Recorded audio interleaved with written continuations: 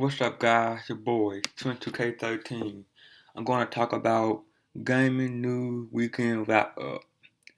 Man says we burned his house down, and Xbox 360 seems to have survived the fire. Fire investigators in Colorado Springs think that a Wii console is a likely cause of a fire inside a RV home this week. Local NBC News channel KOAA5 reports the homeowner, Trevor Peregrine, told KOAA5 that he was not at home when the fire started. Peregrine said that the fire also had nothing to do with the Wii wires, and that it started inside of the actual console. A spokesperson for the Colorado Springs Fire Department told KOAA5 that all other possible sources of ignition were ruled out.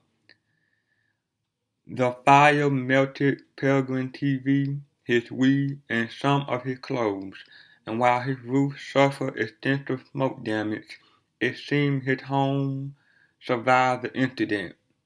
In the comment section to the KOAA5 website, Peregrine says that he got in touch with a Nintendo representative, but he was located in the United Kingdom, so he was redirected to Nintendo of America.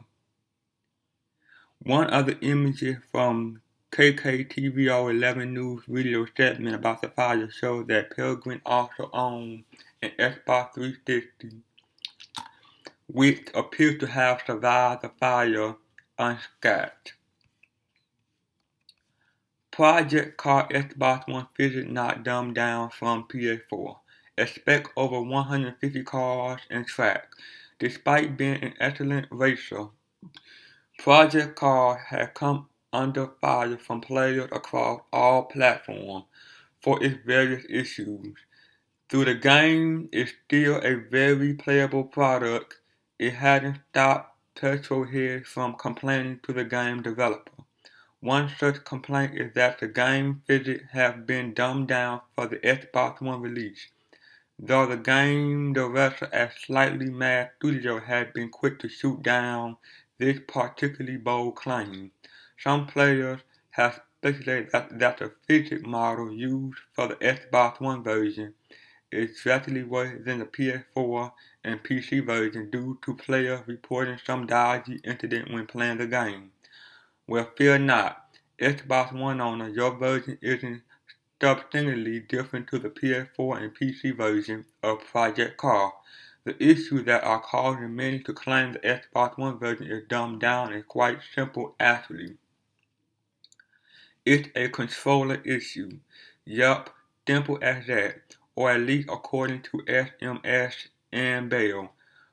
When asked on the official forum why the handling is so off with the Xbox One version of the game, and if it's due to a dumbed-down physics model being used, and Bell stated, and I quote, "Not at all, it's purely a controller issue."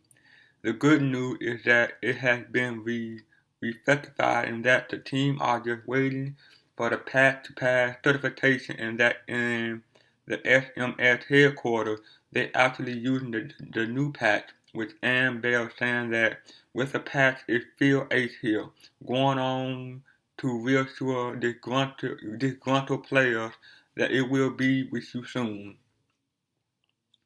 Cracking stuff, there's nothing worse in a racing game than dodgy control, so Xbox One owner can rest easy in the knowledge that they soon be playing to the same standard as their PS4 and PC brethren.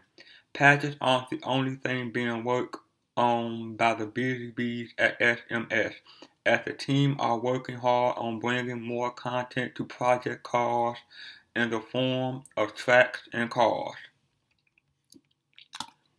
And Bell explained that the team are working on more content, but the focus is on a more varied offering of tracks rather than an abundance of cars. We're going with a different philosophy. All of our research shows that most users settle on around 10 to 20 cars that they enjoy, then get slowly bored with the lack of track. We therefore aim at creating a sensible amount of interesting cars and a massive track roster. He go on to speculate that there will be over 150 cars for players to choose from eventually, but that the main focus should be on getting more tracks out to the players. I suspect we build to over 150 cars over time, but more and varied tracks should be the main focus. IMO. Not quite as expensive as some other racers, but honestly, who would really race every single car if there were hundreds of them? Next Battlefield 4 patch coming May 26th. DICE has announced that the long-awaited Battlefield 4 spring update will be released on May 26th, just 3 days from now. The update will be rolled out on all 5 platforms on the same day: PC, PS4, PS3, Xbox One, and Xbox 360. The spring patch will include the new Gun Master game mode, plus 5 new weapons. Additionally, the patch will include a weapon balance update that will affect almost all weapons in the game. Be sure to check out a video of the new weapons in action. The Battlefield 4 spring patch will also feature various performance and netcode updates as well. DICE will publish the full patch note early next week when the patch is released. During the patch rollout, Battlefield 4 will be down for about 1 hour on each platform and clients and servers are updated. Here's the full list of Battlefield 4 downtime next week per platform. PC multiplayer will be offline for 1 hour starting 8 o'clock. Xbox One multiplayer will be offline for 1 hour starting 9 o'clock. 360 multiplayer will be offline for 1. PS4 offline for 1. PS3 offline for 1. Red Dead Redemption developer hiring for new project. Through a series of job listings, it appears Rockstar San Diego is hiring for a couple positions for an unconfirmed new project. One such job listing mentioned a need for someone that can integrate dynamic multiplayer into all aspects of gameplay in a Rockstar open world game. A job listing for an animation programming lists both the PS4 and Xbox One specifically, suggesting the unknown project will be unavailable on both platforms. Whether or not this unnamed project is a sequel to the popular Rockstar San Diego title Red Dead Redemption, which featured an open-world western setting, complete with cowboys, horses, and more, remains to be seen. Given the success of Red Dead Redemption, however, it would not be surprising if their next game was a sequel. Following Red Dead Redemption, Rockstar San Diego has worked on L.A. Noire along with Team Bondi and Rockstar North, Max Payne 3 along with Rockstar Studio, and Grand Theft Auto 5 along with Rockstar North and Rockstar Studio. We can expect release for PC, PS4, and Xbox One platform. Microsoft teases unannounced surprises for Xbox Fan Fest at E3. We're gonna hook you up. This year at E3, Microsoft is holding a rather interesting Xbox Fan Fest event. And in the latest episode of his podcast, Xbox Live Director of Programming, Larry Major Nelson, who will host the Fan Fest, teased that there are still surprises we don't know about. Things get weird this time of the year because everyone get quiet because they're getting ready for E3. They're getting ready to spring at E3. So everyone has kind of gone quiet right now. So in fact, we might be quiet. I think next week. I don't know. I think we got something. We'll talk about that later. And in fact, later in the show, the teasing continues.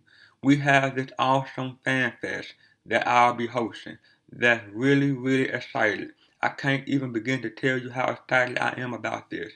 There's some cool stuff that I cannot announce yet. That's all I'm going to say. But if you in the LA area, you want to be one of the first 500 people because we're going to hook you up. That's all I'm going to say. We're going to hook you up. It's definitely be interesting to see what Microsoft has in store this year at E3. All the signals show that they prepare to bring the big guns. We can only wait while the industry holds its breath in preparation for the show. PS4 exclusive Bloodborne Patch 1.4 detail. DLC detail coming after E3. On Monday, Sony Computer Entertainment and From Software will release Bloodborne Patch 1.4, and the Japanese arm of the publisher held a live stream on Nico Nico with SCE Worldwide Studio President Shunhei Yodisha, producer Masaki Yamaiga, and PR Yasuo Kito, illustrating the changes coming with the patch. Kito Stan explained the following update, promising that detailed patch note will be released on the game news page on Monday.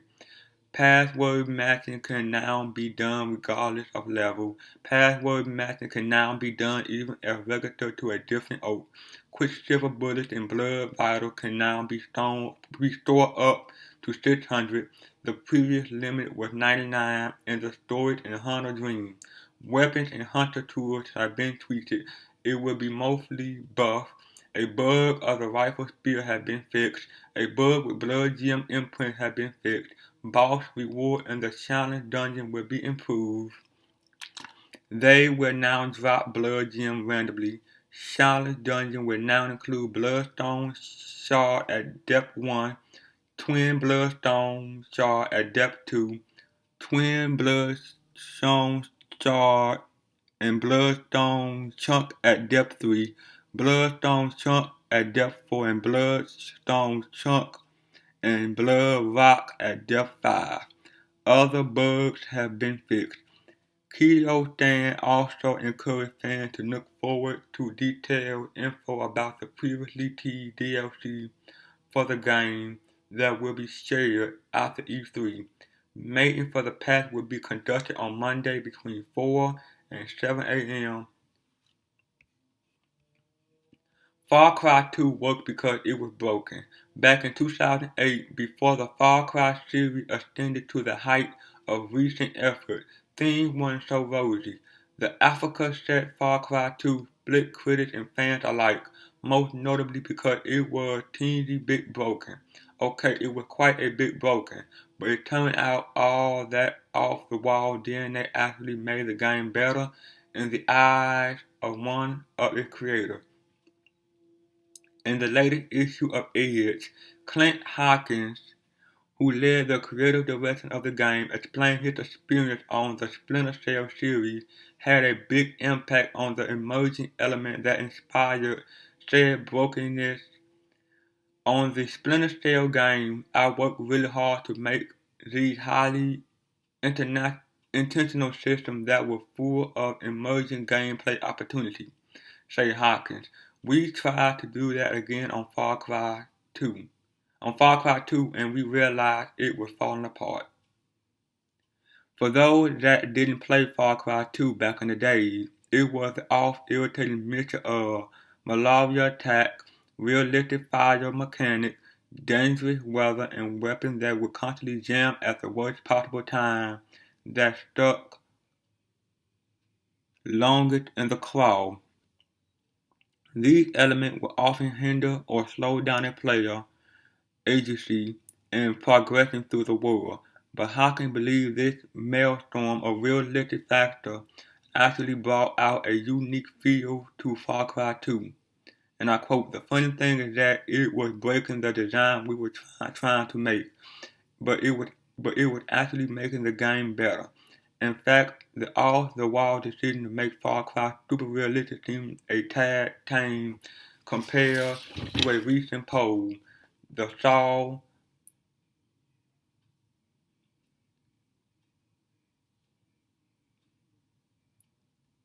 that saw fans for vampires and dinosaurs to appear in their ideal Far Cry entry.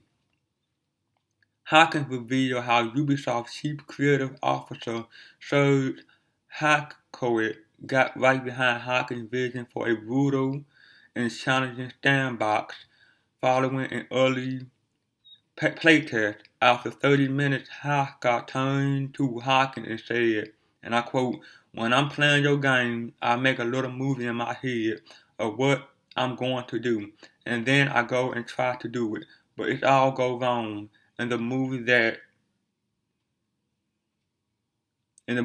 I get is better than the movie I had in my head." Hackett summed his time with Far Cry 2 with a statement that would drive the game's entire ethos. Make that part of the game the whole game. So, with Hackett blessing and Hawkins' desire to embrace the brutality of surviving in the African wilderness, Far Cry 2 became the divisible experience it is today. Some find it frustrating, but Hawkins called it improvisational play, and its presence goes beyond simple immersion. Immersion system and immersion gameplay are part of it, but I think it's that the player is pushed off balance, and because he is aware of how interconnected the systems are, he's able to quickly improvise new strategies. While Star Wars Battlefront is a reboot and not a continuation for the series, when it comes to creating the first game in the new and rejuvenated Star Wars canon, and the latest in the Battlefront series, DICE has had a lot of expectation to live up to. So will Star Wars Battlefront, the multiplayer shooter that brings the battle between the Empire and the Rebellion to current-gen consoles and PC, be a continuation of what former developer Pandemic pulled off on PlayStation 2, or an entirely new beast.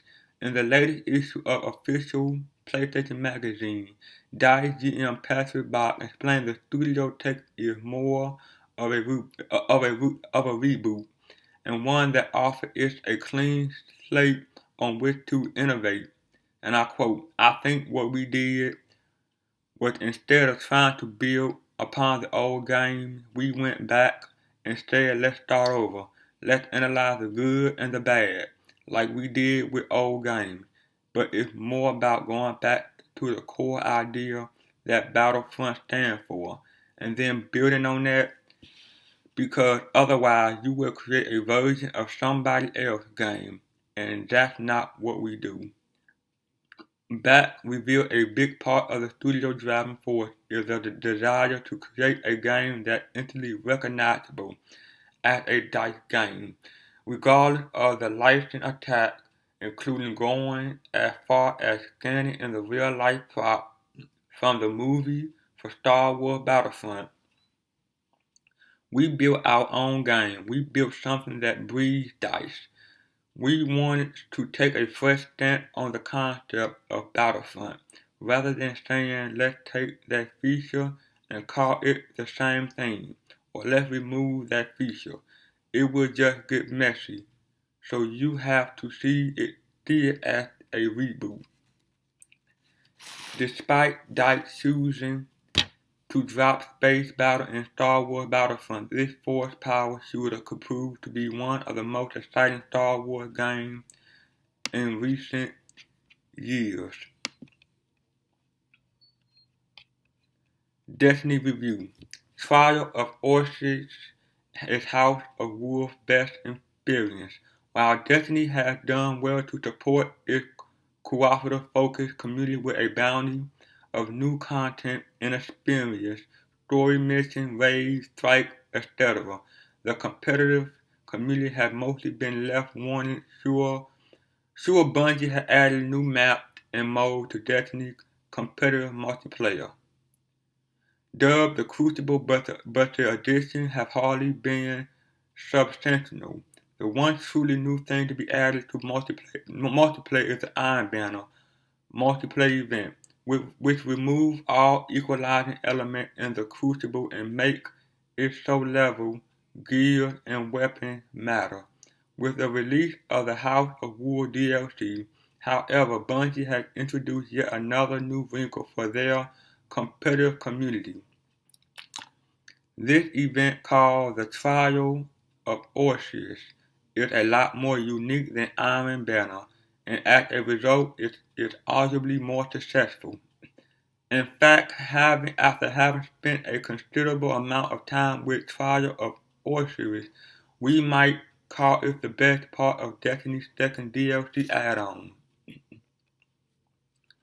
What makes Trial of Osiris feel so fresh is the heightened stakes for multiplayer matches.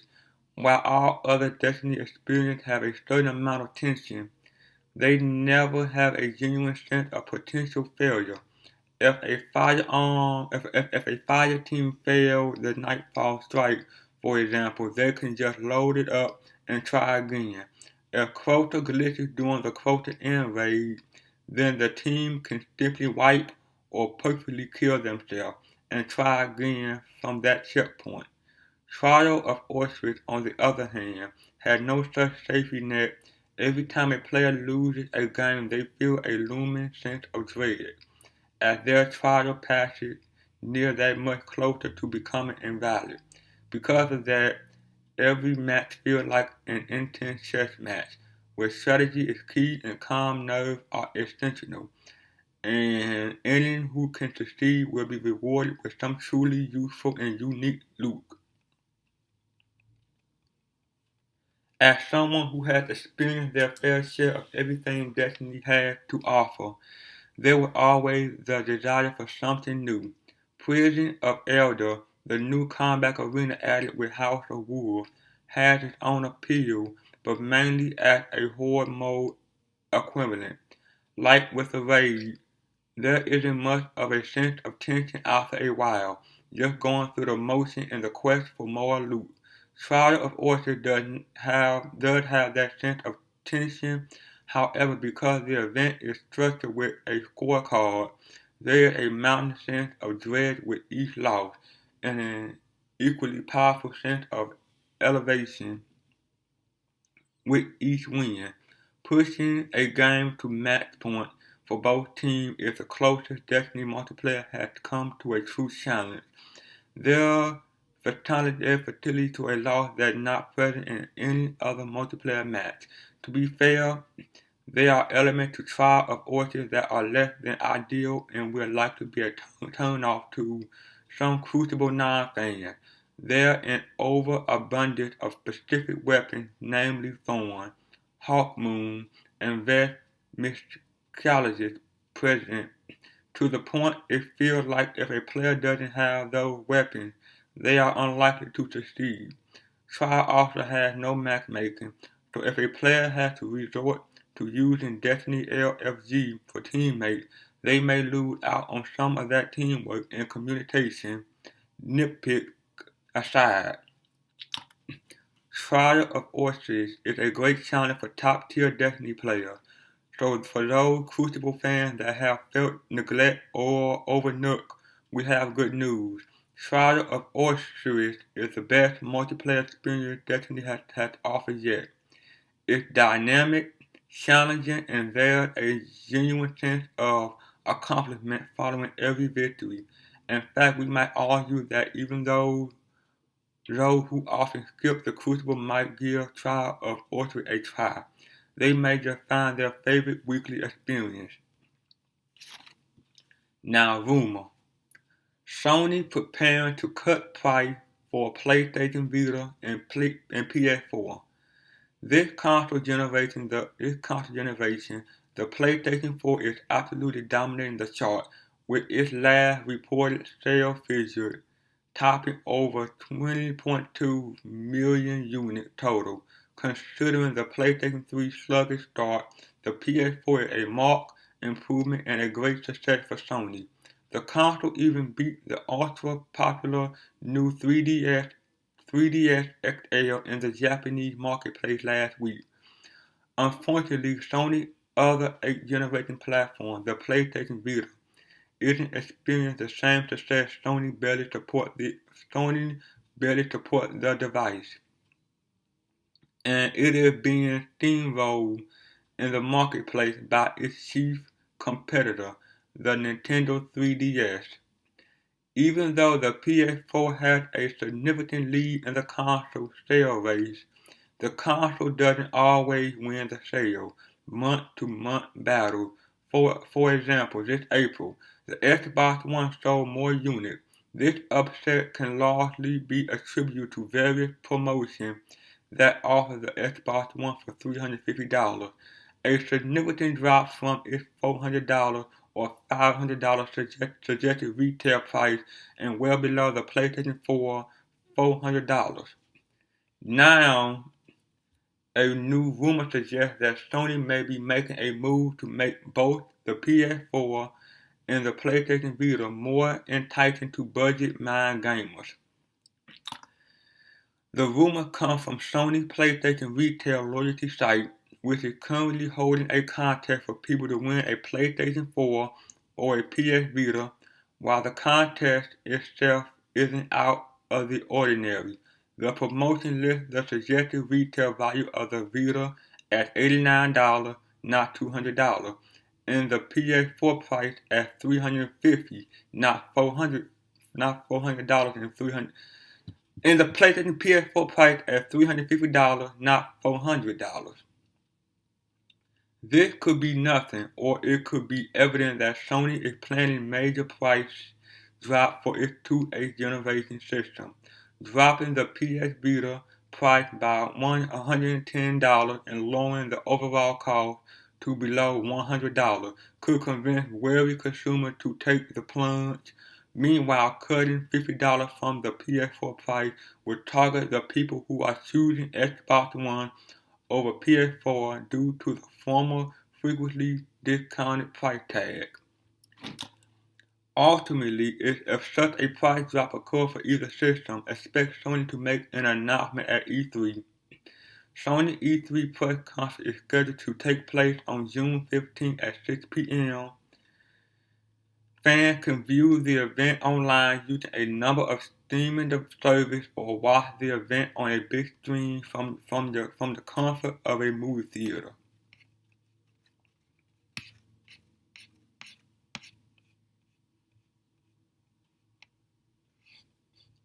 EA Sports revealed first Madden NFL 16 screenshot. One could practically set their watch to Madden annual release. It shows up every year around the same time, just like clockwork. And every year, sports gaming fans hope that the latest version of EA's best-selling franchise will deliver a more realistic and responsive football simulation than that last installment. That anticipation isn't unwarranted, given that the technology to make games become more sophisticated every year, with each generation delivering more potent visual and tighter gameplay control. Yet, despite continuing advancement in Madden graphics and gameplay, EA Sports' aggressively boastful marketing campaign often leaves fans with a bad taste in their mouths. The marketing probably won't be too different this year, but at the same time, the game really does look better than ever, as shown in eight impressive screenshots that details Madden NFL 16 incredibly lush and lifelike graphics. Skepticism aside, the new studio support EA Sports claims that Madden 16 is the ultimate NFL video game experience.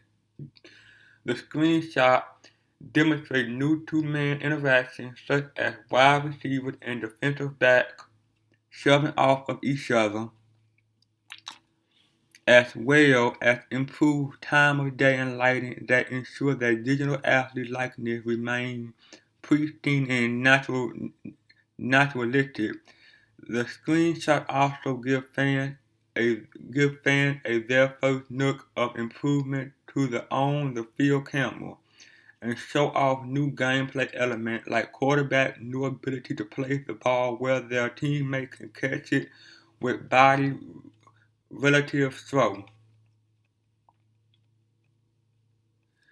Fresh and dynamic features like these give EA Sports Madden series an edge against its rival, and is without a doubt the most popular, influential, and profitable NFL game on the market.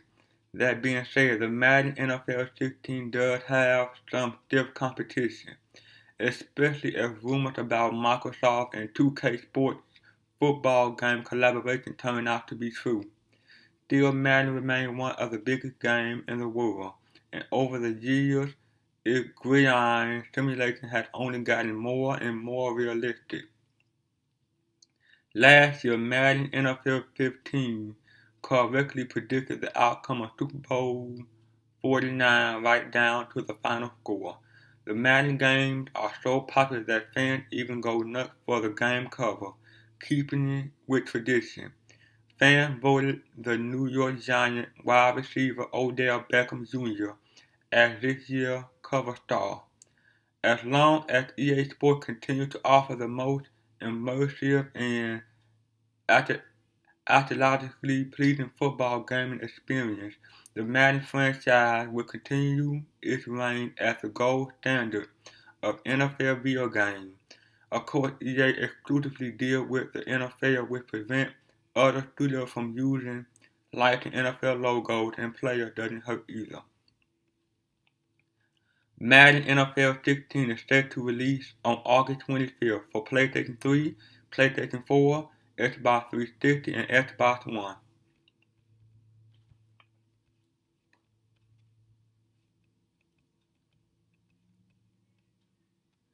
And finally, will Xbox One beat PlayStation 4 this holiday season? The Xbox One certainly did not get things off on the right foot this generation with a debacle of a reveal and following up that turned many gamers off of the Xbox brand completely. Microsoft was able to make a 180 and did away with what everyone hated and managed to win many gamers back luckily. This particularly led the system to lag behind the PlayStation 4 in sales almost every month and by a far margin overall, but Microsoft was able to pull out a surprising win in April in the recent NPD announcement with an already strong holiday lineup even before the upcoming E3 announcement. Is Microsoft setting themselves up to take down the Goliath that is PlayStation 4 this coming holiday season? Ever since the first true console war between the Super Nintendo and Genesis in the 90s, we have always had constant battle between rival companies in the console gaming space. This has led to the creation of fanboys, hence the website name and sales numbers have definitely helped the argument for one side over the other. The PS4 has certainly been the winner in that department, with the system far outselling the Xbox One overall, even with the Xbox One leading in monthly NPD in late 2013.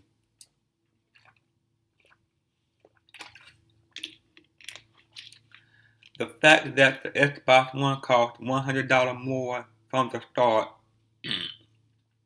due to the included Kinect, combined with the terrible PR that it received upon being announced, made it a very hard sell to many gamers.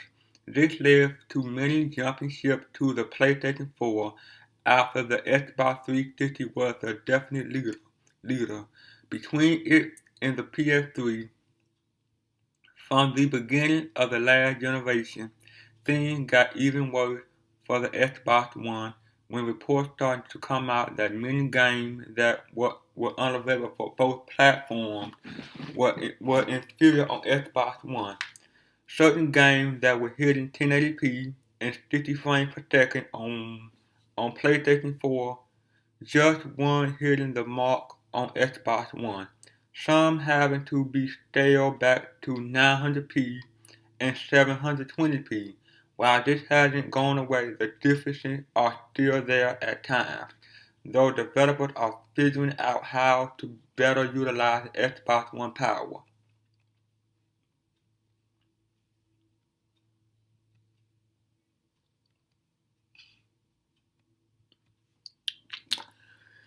These early setbacks saw the PlayStation 4 become nearly impossible to find in stores for months, while the Xbox One was readily available. Around the time the PlayStation 4 became more available in stores, however, Microsoft made the decision to unbundle the Kinect and offer a base Xbox One console for $399. This playful price drop did help to drum up sales, but the PS4 managed to still outsell the Xbox One, helped by the launch of Drive Club and exclusive content partnership with Bungie for Destiny and such, along with the fact that previous Xbox-centric franchises like FIFA even shifted more toward PlayStation as well. Entering the holiday season, the Xbox One had a pretty impressive lineup with Forza Horizon 2, Sunset Overdrive, and Halo the Master Chief Collection, while PS4 had essentially nothing exclusive outside of Little Big Planet 3, which was also on PS3.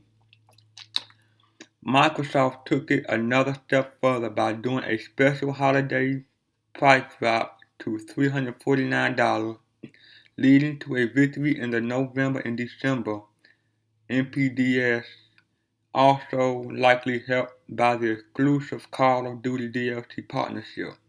After the holiday, Microsoft announced that the price drop was being made permanent, but the PS4 once again took first place and had a few major exclusives with The Order 1886 and Bloodborne, the latter of which sold quite well. Then came the somewhat surprising announcement last week